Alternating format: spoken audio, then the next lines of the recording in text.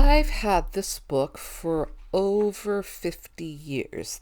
Hello and welcome to another episode of On My Arty Bookshelf. So this year, each week or so, I'm making a piece of mixed media art that is inspired by one or more of the insanely large collection of books that I have on my Arty bookshelves. Back in January, I introduced this book by Lynda Barry. One of the things that she talks about in this book is what she calls the two questions.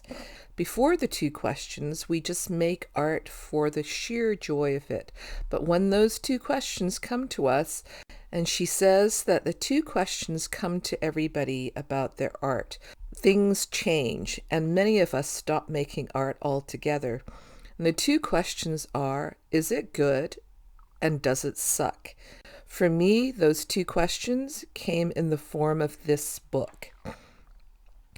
It was a gift from my uncle, and I'm sure he meant well, but this is the book that almost sucked the joy out of making art for me.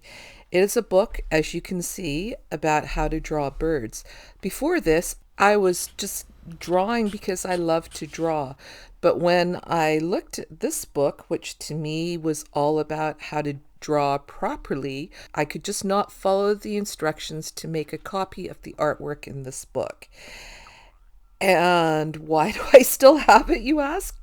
I don't know. I think that somehow I thought that one day I would be good enough to be actually able to draw birds the way that they were drawn in this book. And then over the years, it ended up part of the background in my house. And I don't think about it often, but I still have this. And the book that I paired with it is this one. Art Nouveau is my absolute favorite design, art, aesthetic, style. I just love those beautiful illustrations. And Beardsley, Aubrey Beardsley, at first heard of him, perhaps you did too, in the Rod Stewart song, "You're in my heart, you're in my soul." Do you remember that line? Your Beardsley prints I put down to experience.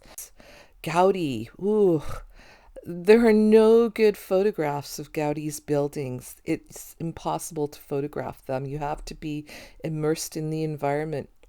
And I was thinking about this because of Macintosh, Charles Remy Macintosh, and the Macintosh rose that I used to inspire those two pieces. Oh, and this, oh, I love that. But this picture down in the side here, it reminds me of another art style that's come to the forefront recently called Neurographic Art. And one of the concepts in neurographic art is rounding off those corners. But here's a Austrian artist who was doing that over 100 years ago. Let's get back to my book. So what am I going to create today?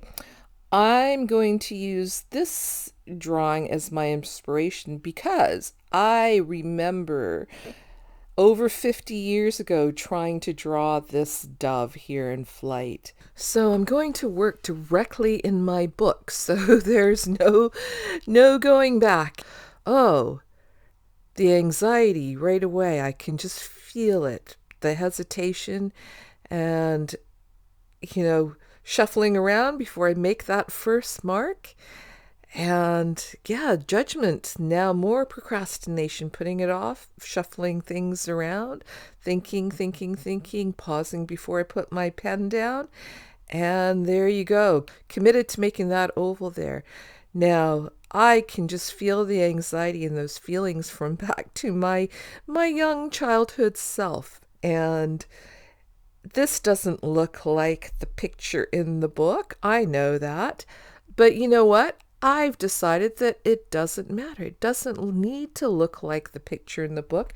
That's somebody else's picture. And if I really wanted it to, I could trace it. But I'm not going to. And at this point, I've decided that I'm just going to go off and do my own thing. I've got those construction lines. Now, normally they would not be visible in the finished piece, but because I've used a really bold Sharpie, you're going to see them all the way through. And I'm going around now and adding some doodly little feather-like things, and using my standard technique, I make one mark, and if I like it, I repeat that in different places on my piece and see what happens. And when I feel like that's finished, I'm going to move on to something else. And now I'm rounding off those corners, much like the neurographic artists suggest. Change to a different pen and a thinner pen. Oops, I've noticed that I've torn the paper, but you know what? I'm not going to worry about that. And now I'm going crazy. I've got a neon orange marker that I'm using, and I'm thinking to myself, I'm throwing out all the rules, and now crazy gold, gold. So all those rules about understated, subtle, neutral colors, the things that are in vogue in the art world right now, I'm throwing them all out the door. I'm doing whatever I feel like. And I've been in art classes where the art teacher would have called these colors garish. They would be looked down on by proper artists, and I don't care. If that means I'm not a proper artist, so be it. And now once I feel like my bird's finished, I'm adding a border in a very much my interpretation of Art Nouveau style, with those sinuous lines and curlicues that remind me of wrought iron gates and fences, which was very much in the Art Nouveau aesthetic, but I'm doing it my way. I don't need to copy anybody else's. And at this point, I have forgotten all about that anxiety that I felt. And now this is really crazy. All those curlicues, again, excessive frills, not necessary. I would be slammed for doing this if somebody was going to critique my art, but it does not matter. It's my art and it makes me happy. And I've forgotten all about that anxiety that I felt when I first started this piece. It's gone and I'm just having fun. And you know what I noticed?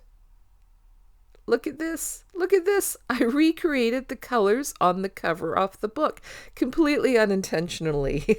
But I think I have exorcised those demons of my childhood self who didn't think that I was good enough yet to recreate the pictures in this book.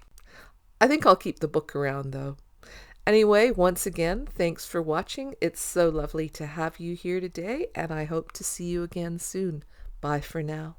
If you've enjoyed this video, please consider subscribing to my channel or leaving a comment or giving me a thumbs up, a like. I'd really appreciate your feedback, and hope to see you again soon.